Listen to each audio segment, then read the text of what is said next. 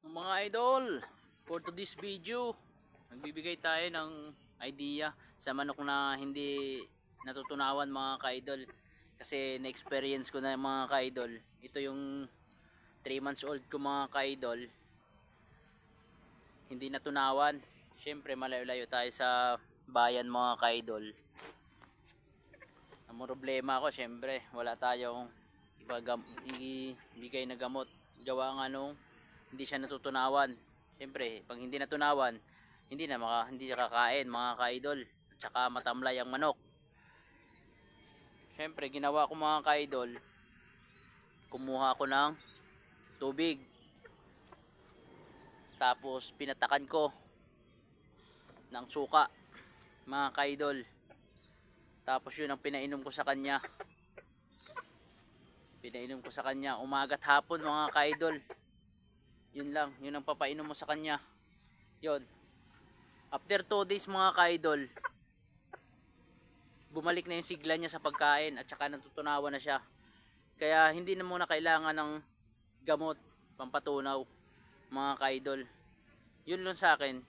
Sa experience ko lang yun mga ka-idol. Hindi ko sinasabi na ganun talaga ka-perfecto. Yung sa akin lang, yung wala ka nang may papainom sa kanila, sa mga alaga mo, lalo na sa mga nag-aalaga ng mga manok mga ka-idol na malayo sa bayan. Syempre kailangan mo pang bumaba ng bayan, sumakay ng ilang beses bago makarating ng bayan para makabili ng gamot na yon.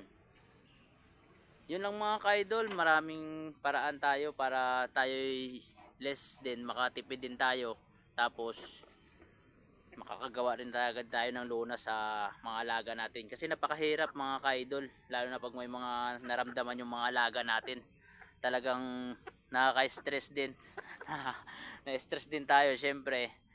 Naghihinayang tayo kasi malalaki na sila, tapos magkakasakit pa ulit.